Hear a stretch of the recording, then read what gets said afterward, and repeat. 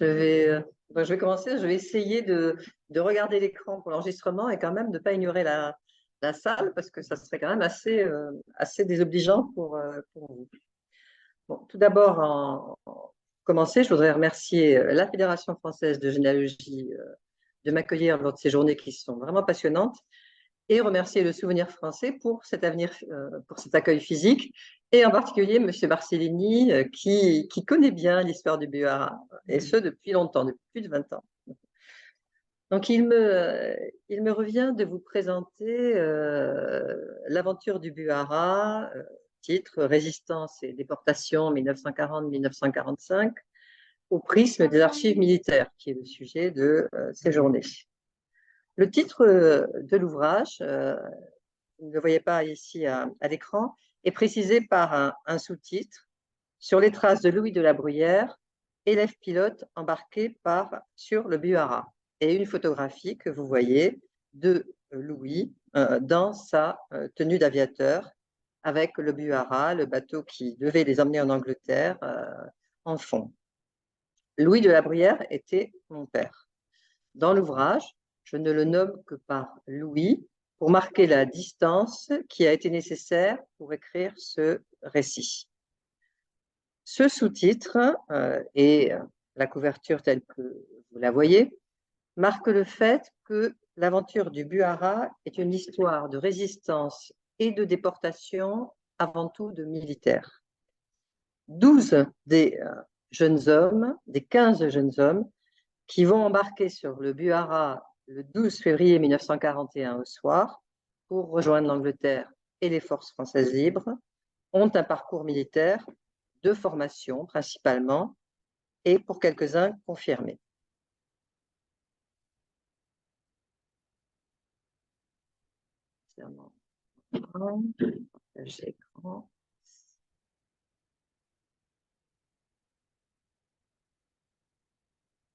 Vous pourrez le couper, ça? Oui, d'accord. Alors, un diaporama, je pense. Ah. Non. Bah. Enregistré, oui.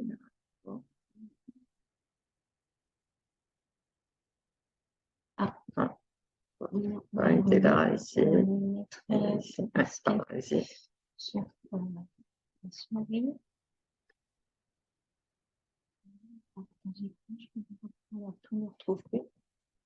Merci, c'est lui. Il n'y a pas de souci. Non, mais je voulais passer en grand. Voilà, c'est bien. Voilà, voici les jeunes hommes. Vous avez leurs photos principalement lors de l'arrivée au bagne en Allemagne de Remscheid, de Lütringhausen. Donc, l'essentiel du groupe provient de l'armée de l'air. Il s'agit de très jeunes hommes, vous le voyez, 18 ans pour la plupart, qui se sont connus à l'école élémentaire de pilotage de Saint-Brieuc durant leur formation entre les mois de septembre 1939 et juin 1940. Ils n'ont pas eu le temps de combattre, vont être démobilisés et retournés à la vie civile à partir du mois d'août 1940. Mais la solidarité créée autour de l'armistice, la personnalité charismatique de leur instructeur, le sergent-chef Jean-Magloire d'Orange, que vous voyez en haut à gauche, vont leur permettre de concevoir, durant l'automne 1940, le projet de rejoindre l'Angleterre pour combattre, de se regrouper à Saint-Malo et de tenter l'aventure depuis la baie de la Fresnay. Pour ceux qui connaissent, c'est près de Dinard, entre Saint-Caux-le-Guildo et la commune de Plévenon. Viendront en renfort des aviateurs, donc, deux marins de la Marine nationale, René Le Breton et Victor Quéré, qui s'occuperont de la mise en état du bateau. Même démobilisés, puisque ces jeunes hommes sont de formation militaire, mais ne sont plus militaires, ils ne seront en rien prisonniers de guerre, c'est important. Même démobilisés, ces jeunes hommes vivront leur tentative comme celle de militaires. Ils la revendiqueront ainsi. Il suffit pour cela de lire le texte du jugement militaire du tribunal de Saint-Lô qui va les juger, ou la dernière lettre de Pierre de Voissou que vous voyez en haut à gauche à côté de Jean-Magloire d'Orange, qui qui clament à quel point ils voulaient combattre. La plupart des survivants rejoindront également l'armée à la Libération et auront parfois une carrière longue, comme Louis, qui ne quittera l'armée de l'air qu'en 1965, après avoir vécu, entre autres, la guerre d'Indochine et la guerre d'Algérie. Ce sont toutes des pans de vie très spécifiques. Avant de parler des sources, quelques éléments de contexte sur l'histoire supplémentaires afin que vous les ayez en tête et en particulier chronologiques. Il faut savoir que cette histoire est intéressante parce qu'il s'agit de résistance précoce et de déportation première, celles que l'on appelle les déportations judiciaires. Celles des premiers moments où les réseaux de résistance n'existent pas, celles des initiatives individuelles, celles où seule la solidarité de groupe permet de, ce que disaient les témoins, de tenter quelque chose. En l'occurrence, la solidarité naît à l'école élémentaire de pilotage de Saint-Brieuc. Nombreux sont ceux qui échoueront et perdront la vie, et l'histoire du Buara est en cela exemplaire. Comme vous l'avez compris, la tentative va échouer et le bateau des jeunes hommes, le Côtre Buara, est arraisonné le 13 février 1941 vers 11 h du matin. Vous avez ici la chronologie des événements avant, jusqu'au départ en déportation. Donc, arraisonnement par hasard d'ailleurs, le 13 février matin, passage par Guernesey, interrogatoire à la prison maritime de Cherbourg, transfert ensuite à Saint-Lô, qui est le siège de la préfecture de la Manche, mais aussi le siège de la commandanture, pour être jugé. Procès qui se tient le 19 et 20 mars 1941. Et ensuite, exécution des deux jeunes hommes qui étaient considérés comme les instigateurs du projet. Le texte du jugement dit les âmes, en allemand, les âmes du projet. Les autres partiront en déportation. Je disais tout à l'heure qu'ils n'étaient pas jugés en militaire. C'est exactement le cas, même si le fait qu'ils aient n'aient vouloir combattre a évidemment joué. Ils sont jugés par le tribunal de Saint-Lô uniquement par des Allemands pour aide à l'ennemi. Et dans ces cas-là, le code militaire allemand ne prévoit que la peine de mort ou la prison à perpétuité. C'est en l'occurrence ce qui se passe. Les jeunes hommes partent donc le 23 avril, les survivants partent donc le 23 avril vers l'Allemagne. Ici, vous voyez le trajet qu'ils font. Donc, nous sommes en 1941. Il n'y a pas encore de convoi de déportation. En revanche, c'est le groupe du Buara est le premier groupe consistant à partir en Allemagne. Ils voyagent d'ailleurs dans des conditions de sécurité extrême, mais dans un train de permissionnaires. Et ils vont arriver, au bout de 2 jours, à la sinistre prison de Düsseldorf-Derendorf.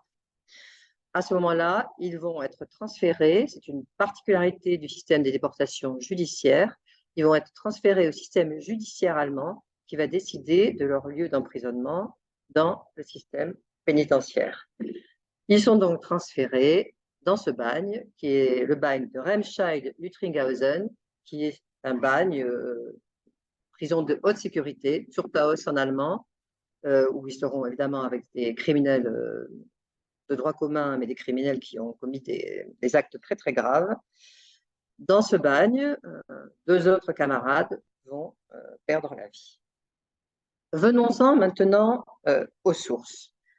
Je vais finir par arriver aux sources militaires, mais là, je dois vous dire que la source première du projet de mon travail n'est pas militaire. Je parlerai des sources militaires, évidemment.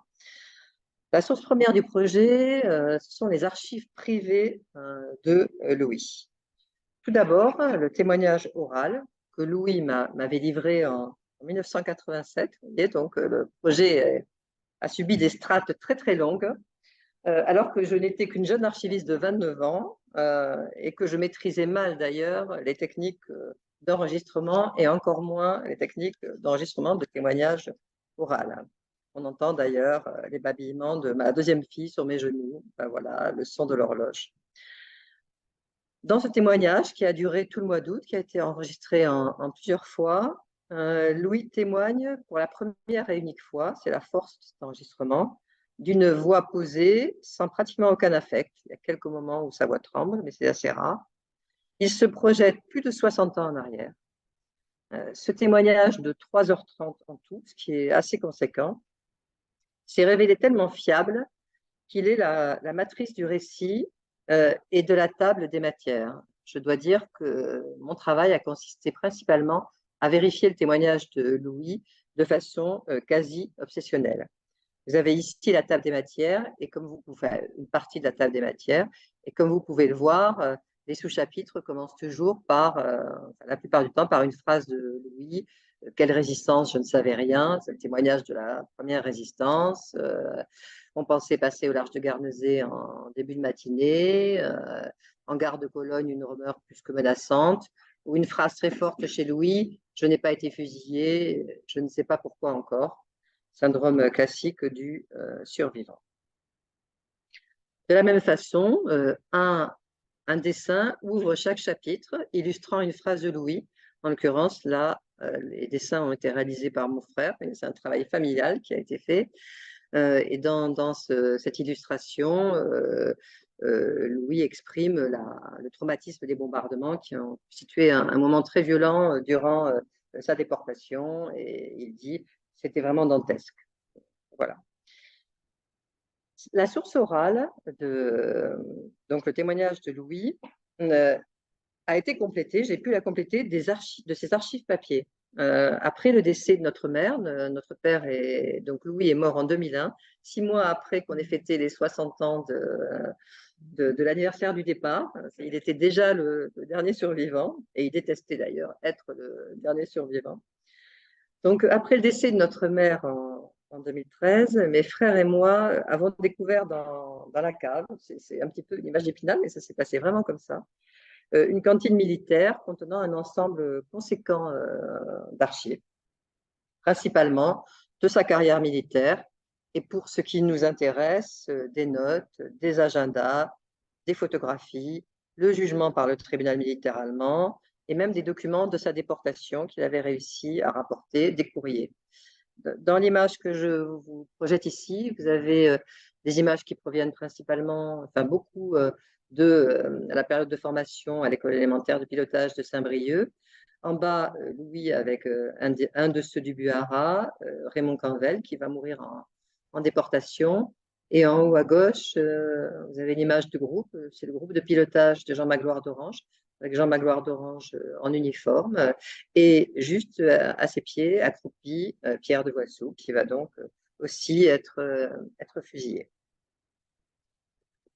D'un point de vue méthodologique, je n'ai abordé les sources militaires qu'après une exploitation poussée des archives privées de Louis et l'élaboration de plusieurs supports de travail.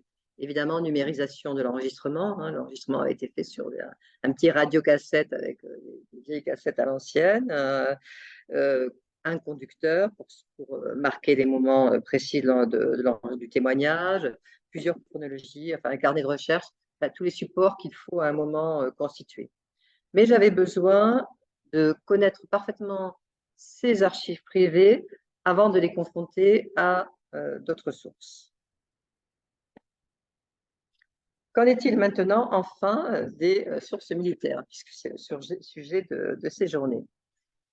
Ces sources militaires étaient incontournables, évidemment, et je suis devenue, durant ces années de recherche, une lectrice assidue du service historique de la Défense. Il y a beaucoup d'interventions du SHD dans ces journées.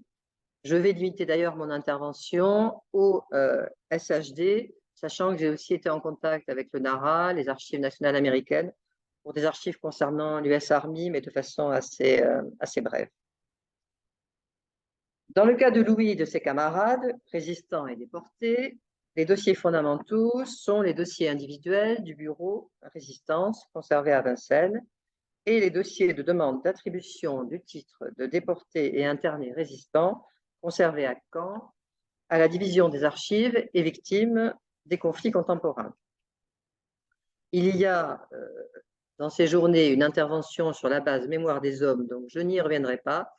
elle permet en grande partie, mais avec précaution, j'y reviendrai, de retrouver les dossiers individuels de ces déportés résistants. Tout d'abord, les dossiers individuels du Gourou Résistance. C'est une série que tous les chercheurs connaissent très bien, la fameuse sous-série GR16P. Cette série, constituée de dossiers individuels, concerne les personnes dont les services de résistance ont été homologués ou non au titre des forces françaises libres, des forces françaises intérieures, des forces françaises combattantes, de la résistance intérieure française, et pour ce qui m'intéresse, des déportés et internés résistants. Vous avez ici le fameux certificat de validation des services campagne et blessures des déportés et internés de la résistance de Louis, qui, dans son cas, date d'avril 1953. Ces dossiers comprennent des renseignements d'état civil, des adresses, les diplômes, très précieux pour retracer le passé de la personne, les états de service, voilà, des éléments un peu disparates, des éléments administratifs, des attestations, des courriers, parfois des photographies, mais pas systématiquement. Si ces dossiers sont indispensables, leur intérêt est variable et finalement, ils n'ont pas changé énormément, enfin apporté énormément d'éléments dans ma recherche par rapport au dossier de Gand. Pour ce qui concerne les dossiers de Caen, ces dossiers sont conservés dans une sous-série que beaucoup de gens connaissent aussi. Il faut se déplacer à Caen pour les consulter naturellement. La sous-série AC21P. Ces dossiers sont majeurs et il ne faut jamais aller consulter ceux de Vincennes sans penser à consulter ceux de Caen. Ce serait une grosse erreur. Donc, les dossiers individuels, ces dossiers comprennent des documents de première main rédigés par les demandeurs eux-mêmes dans le cadre de la demande d'attribution du titre de déporté résistant en mars 1951 pour Louis. Vous avez ici un dossier rédigé de sa main. Ils comprennent des attestations d'anciens camarades, des rapports de gendarmerie, des fiches de recherche dans plusieurs pays, soit auprès d'organismes, en Allemagne par exemple, la décision administrative d'agrément ou de rejet. Très important, les fiches médicales de rapatriement sont conservées là. Ces fiches médicales donnent des éléments sur l'état de santé du déporté à son retour. Donc, elles sont très, très précieuses de la correspondance personnelle. Très précieux par la quantité d'informations que ces dossiers donnent en termes notamment de date et de lieu, même s'il faut tout vérifier, peuvent réserver des surprises. Mais on a toujours des surprises lorsqu'on consulte les archives, c'est l'intérêt. Dans le cas de Louis, en octobre 1945, on a un courrier du ministère de l'Air au ministère des prisonniers de guerre afin de vérifier son statut de déporté. Ne serait-il pas parti au titre du STO par hasard? Question, voilà.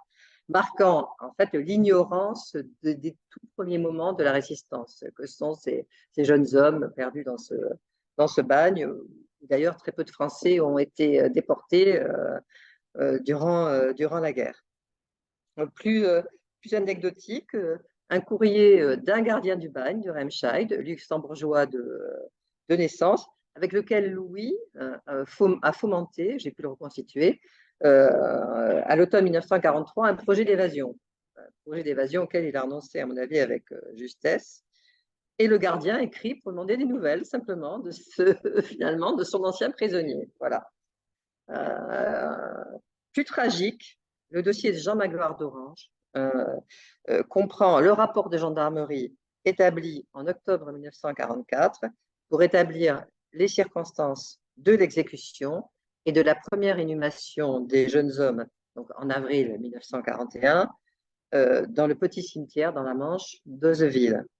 Ce document a été très précieux lorsque la mère de Pierre Doissou a demandé l'exhumation du corps de Jean Magloire et de Pierre pour les faire inhumer ensemble dans le petit cimetière d'Orgeland. Il s'agit d'un document vraiment tragique. À ce stade de mon intervention, je voudrais vous parler des précautions à prendre lors de l'exploitation de ces dossiers individuels. Tout d'abord, faire des recherches très larges. Chercher s'il existe des dossiers sur l'entourage, les personnes avec lesquelles les intéressés ont pu être en contact. Des liens inattendus peuvent surgir. Aussi, je conseille vraiment de multiplier la consultation des dossiers individuels et c'est ce que j'ai fait en l'occurrence. Classique, attention aux erreurs sur les noms de personnes. Ainsi, le dossier d'Auguste Zaleski, un de ceux du Buara, également mort en déportation, est écrit de moins 3 façons différentes. Il en est de même pour les noms de lieux, mais vous connaissez tout cela, en particulier pour les noms étrangers. Les noms des prisons de passage, les déportés passent souvent par plusieurs prisons de passage en Allemagne, sont souvent mal orthographiés, il faut les vérifier. La question des femmes, très importante. On redécouvre enfin le rôle des femmes résistantes, parfois oubliées, et derrière les 15 du Buara, il y a eu des femmes importantes.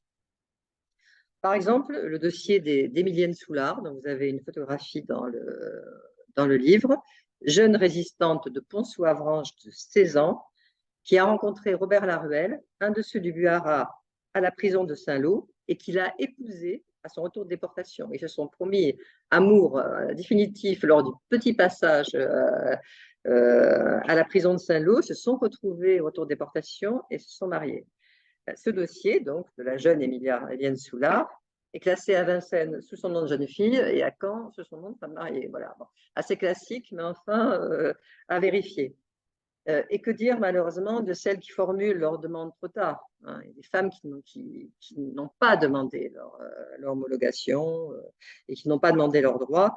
Alors je pense à la jeune Odette Panier, encore une des jeunes premières, fille du gardien-chef de la prison de Saint-Lô, 16 ans également, qui a eu le courage de fournir aux jeunes du Buara papier et crayon, a sorti le témoignage de l'un d'eux et l'a transmis à la résistance.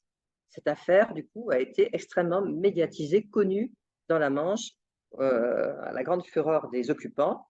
La jeune Odette Panier a été, un an plus tard, arrêtée et emprisonnée. Que dire aussi de Berthe Guerrier, qui avait mis les jeunes hommes, une résistante de Saint-Ballot, qui avait mis les jeunes hommes en relation avec le pêcheur propriétaire du Buara, elle aussi arrêtée, jugée, emprisonnée, qui meurt en prison. Donc une trace ne subsiste, ou du moins sur laquelle je n'ai rien trouvé. Je ne désespère pas. Ainsi, l'absence d'actes de résistance, l'absence de dossier de résistance ne signifie pas qu'il n'y a pas eu acte de résistance, surtout pour les premiers temps. Attention aussi à ne pas tout prendre pour argent comptant. Dans les déclarations, des oublis peuvent intervenir, des occultations peuvent exister. Il faut en chercher le sens, il faut avoir les sens aiguisés pour se questionner. Un très bon exemple du recul et du regard critique qu'il faut porter sur ces documents est la question des affiliations après-guerre à des réseaux de résistance pour délivrer les droits afférents. Dans le cas des jeunes du Buara, l'affiliation à un réseau est fictive et naturellement rétroactive, puisqu'ils font partie de la catégorie des résistants isolés, ceux de la première heure. Le groupe, c'est le leur. Donc, le groupe sera d'abord rattaché à un réseau qui porte le nom de Vélit Thermopile, puis la liquidation de leur dossier sera confiée en janvier 1948 au réseau Hector de la France combattante. Bien entendu, Louis et ses camarades n'avaient pas plus de lien avec ce réseau qu'avec le précédent. On ne peut pas dire qu'ils appartenaient au réseau Hector, non. Ils étaient ce qu'on appelle des résistants isolés. Autre précaution, ne pas se limiter aux dossiers individuels ou de carrière, hein. Donc, dans le cas de Louis, son dossier est à Dijon, mais il existe aussi les dossiers qui sont conservés à Pau. Il faut prendre le temps de lire les instruments de recherche, nombreux, parfois un peu disparates, du SHD. Il n'existe pas encore de salle de lecture de l'inventaire virtuel, hein, mais je suis sûre qu'elle existera un jour. Ainsi, par exemple, à Vincennes, dans la sous-série GR28P, on trouve des dossiers sur les tribunaux militaires allemands avec des documents allemands. Et en l'occurrence, le dossier du procès de l'équipage du Buara y est conservé. Je vais vous le montrer ici, mais il faut que vous regardiez sur cette diapo qui vous permet de voir plusieurs sous-séries dans lesquelles on peut voir trouver des éléments. Par exemple, effectivement, vous voyez ici le réseau Thermopyle et le réseau Hector. Les hommes du Buara sont bien dessus, mais évidemment, ils n'en étaient pas membres. Voici ce que l'on peut trouver à Vincennes dans les tribunaux militaires allemands. Alors, tous les actes de jugement ne sont pas conservés, hein. Là, en l'occurrence, j'ai eu la chance. Et donc, à Vincennes, vous avez 1 minute du procès des jeunes du Buara, mais surtout des éléments de correspondance entre le tribunal militaire de Saint-Lô, le commandement militaire allemand à Paris et Berlin, puisque l'affaire est montée à Berlin. Elle a été suivie à Berlin, en particulier pour la demande de grâce qui avait été formulée pour les 2 jeunes fusillés. Et ce dossier extrêmement précis permet de comprendre qu'il n'a jamais été question, en l'occurrence, pour l'exemple, de gracier les jeunes hommes. Pour des raisons de dissuasion, un avis négatif est posé immédiatement. Mais ce dossier, évidemment, il faut lire l'allemand, permet aussi de voir que les autorités administratives françaises ne savent rien de l'affaire, ne sont pas informées par les autorités d'occupation et apprennent d'ailleurs l'exécution des jeunes hommes bien après cette exécution. Donc voilà un exemple de ce qu'on peut trouver à Vincennes si on sort des dossiers individuels, et je pense qu'il faut vraiment en sortir. Enfin, je voudrais m'attarder sur des lieux que l'on ne voit pas comme des archives militaires, mais qui, à mon sens, le sont, peuvent l'être. Ce sont des lieux de mémoire que peuvent constituer les sites militaires ou les lieux comportant des symboles militaires, évidemment, monuments, cimetières.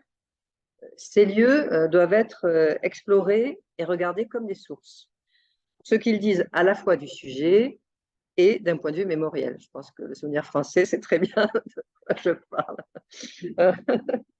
Ainsi, la tombe commune de Jean Magloire d'Orange et de Pierre de Wassou, que vous voyez sur la photographie de droite, dans le petit cimetière d'Orglande, voulu et financé par ses camarades que vous voyez à gauche, mais je y reviendrai, est-elle surmontée d'une aile, je ne sais pas si vous le voyez bien, ornée de l'insigne de pilote et de la croix de Lorraine, en mémoire de l'attachement commun de ces jeunes hommes à l'armée de l'air et à la vénération, en l'occurrence on peut utiliser le terme de vénération, qu'il vouait au général de Gaulle. Les survivants, d'ailleurs, le rencontrent dans une audience en juin 1945 à leur retour. Ces 2 photos méritent que l'on s'attarde dessus. Dans la photographie de gauche, nous sommes en septembre 1945, après évidemment le retour des survivants. Nous sommes dans le cimetière d'Orglande, sur fond de paysages dévastés par la guerre et de bâtiments détruits. Vous voyez le paysage derrière. Un groupe marche sous la pluie. Au premier plan, en costume civil, une partie des survivants du Buara, dont Louis d'ailleurs en premier plan, avec Robert Laruelle à côté. Ce moment est important, c'est le moment où les jeunes hommes vont inhumer ensemble leurs camarades fusillés. Et d'ailleurs, il faut beaucoup zoomer, mais leur visage montre à quel point c'est un moment particulièrement fort. C'est aussi un moment qui signe l'attachement de ce petit village d'Orglande à l'histoire du Buara qui continue à perpétuer. À droite, à des années de distance, les images se parlent, en fait, mutuellement. Vous avez la tombe de Jean Magloire d'Orange et donc de Pierre de Wassou avec l'aile, la croix de Lorraine, le macaron.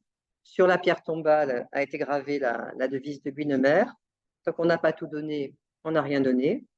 Et jouxtant cette tombe, de façon, je trouve, extrêmement émouvante, celle du commandant Robert Laruelle, celui qui avait épousé la jeune Émilienne, décédé en 1996, qui a voulu reposer auprès de ses amis pour l'éternité. Voyez. Donc là, on est dans quelque chose d'extrêmement fort parce que ces deux images, à quelques années de distance, marquent l'attachement perpétuel qui s'est créé entre ces jeunes hommes et à quel point cette aventure, même s'ils ont reconstruit leur vie ensuite, les a laissés dans un lien quasiment indéfectible. Donc, je parle des sites comportant comme ça des signes militaires parce que dans l'ouvrage, j'ai voulu consacrer un chapitre sous forme d'épilogue mémoriel aux lieux et monuments érigés en mémoire de cette aventure. Et je les regarde aussi comme des archives qui dialoguent à distance. Alors, en conclusion, comme toujours, la compréhension des faits nécessite le maniement d'un volume très important d'archives et la confrontation entre elles de multiples sources. La lecture d'une forte bibliographie, et évidemment, en l'occurrence pour moi, beaucoup d'ouvrages en langue étrangère, j'ai quand même beaucoup souffert. Dans le cas du Buhara, les sources militaires étaient fondamentales, mais elles étaient insuffisantes pour comprendre, par exemple, les raisons de l'échec de la tentative. Et surtout, retracer la vie en déportation, qui était à l'origine mon projet initial.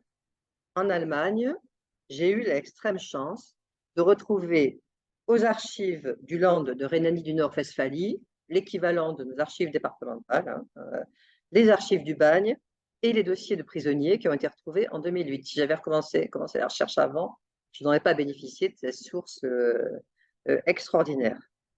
De plus, grâce à cette découverte, ma recherche a été accompagnée de la voix de Louis et du visage de ceux du Buhara que vous avez vu au début. Et je pense qu'ils m'ont parlé quelque part. Bon, voilà. Certes, mon expérience d'archiviste a été d'une grande aide et j'ai pu interroger chacun pour leur partie les historiens spécialistes de la question qui m'occupaient. Mais, et c'est ce sur quoi je veux insister, j'ai aussi bénéficié de l'accueil, de l'expertise, de la connaissance des lieux, de nombre d'érudits locaux en France et en Allemagne. J'ai rencontré des collectionneurs passionnés qui m'ont ouvert des collections uniques. Des témoins ont aussi pu parler à l'extrême fin de leur vie. Et ce livre leur doit beaucoup. Et ici, vous avez la photo du Buhara. Il n'existait aucune image du Buhara. Et grâce à un collectionneur et à un article dans la Manche Libre, 2 photographies du Buhara ont été retrouvées dans le port maritime de Cherbourg. Nous sommes le 14 février 1941, le lendemain de l'arrestation. Le Buhara a été remorqué à Cherbourg. Des soldats allemands sont en train de le désarmer. Et cette photo, qui à la fois permet de mesurer ce qu'était ce petit bateau de pêcheur, petit mais puissant, et surtout, elle permet de comprendre l'échec de la tentative. Contrairement à ce qui a pu être dit, il n'y a pas eu d'énonciation. Le bateau qui les a raisonnés est tombé sur eux par hasard. L'échec de la tentative est dû au mauvais état du bateau qui leur a été vendu. Vous voyez la coque, l'état de la coque. Voilà. Donc, grâce à un collectionneur, j'ai pu résoudre une des questions qui me perturbait beaucoup. Dans ma vie d'archiviste, je n'ai jamais voulu faire de différence entre chercheurs professionnels et amateurs, qui pour certains ne se qualifieraient jamais d'historiens et qui le sont, à mon sens, cependant. Cette recherche m'a confortée dans ce choix qui a porté ma carrière. Aussi, je suis très heureuse d'avoir pu m'adresser à vous, merci, généalogistes, qui aimez tant les archives. Et je voudrais vous dire, suivez votre passion, plongez, je n'ose pas dire roulez-vous dans les archives, parce que là, ça ne serait pas bien, dans toute leur multiplicité et matérialité. Ayez confiance dans votre intuition, écrivez, pour laisser une trace de mémoire familiale, évidemment, mais pas seulement, car tout récit s'inscrit dans une histoire plus grande et peut éclairer des pans. C'est ce qui se passe là, il y a des pans de l'histoire des premiers résistants qui s'éclairent. Et évidemment, conjuguez votre passion avec de la méthode, de la curiosité et beaucoup d'obstination. Et je voudrais terminer sur une image positive quand même, hein. C'est l'image de survivants du Buhara à leur retour de déportation. Donc, 4 d'entre eux qui vont réintégrer très vite l'armée de l'air. En l'occurrence, Louis, mon père, est à gauche. L'armée de l'air a jugé à leur retour que leur état de santé restait trop fragile et qu'ils ne pouvaient réintégrer immédiatement les services actifs.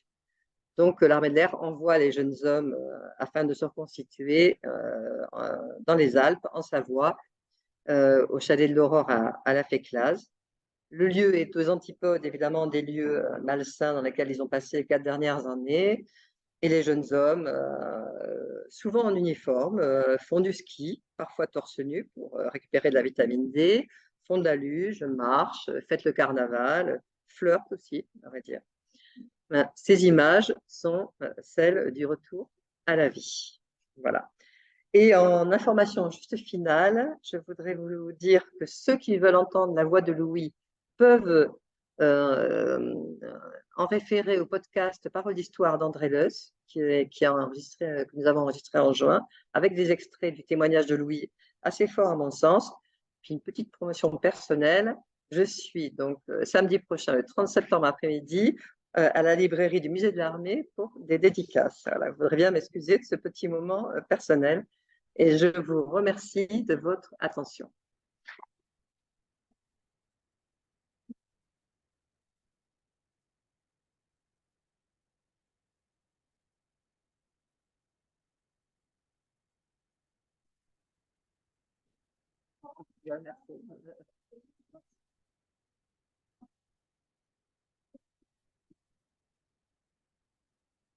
C'est avec plaisir que je fais connaître cette histoire. Voilà.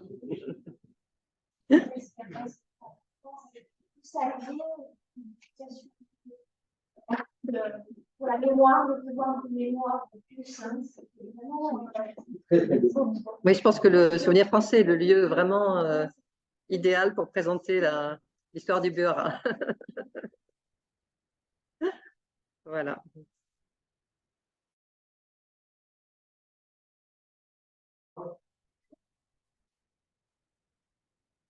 Oui.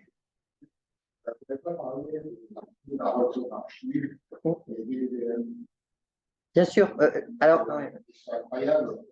Bien sûr. Tout à fait. Parce que les Allemands étaient très meticuleux. Et on retrouve justement même des fiches avec la couleur des yeux, les cheveux, j'allais dire c'est bien fait. Oui, oui, oui. Non, mais vous avez totalement raison. Je n'en ai pas parlé parce que le sujet étant les archives militaires, évidemment, j'ai évacué tout ce qui n'était pas militaire. J'ai voulu simplement signaler quand même les archives du bagne, mais dans l'ouvrage, j'ai vraiment pris le soin de lister intégralement toutes les sources et Harolsen figure. Alors évidemment, dans le cas du Buhara, j'avais déjà les archives d'Harolsen que j'avais d'ailleurs visitées, mais les sources du bagne était bien plus précise, puisque le dossier de prisonnier contient l'intégralité du parcours en déportation. Mais évidemment, il faut travailler sur les archives d'Harolsen. Alors, vous savez qu'elles sont accessibles largement en ligne, mais aussi aux archives nationales dans la salle de lecture à Pierrefitte, avec souvent une aide, parce qu'elles sont quand même assez complexes à utiliser. Hein. Il faut passer par de multiples biais pour retrouver ce qu'on cherche. Mais vous avez raison, bien sûr.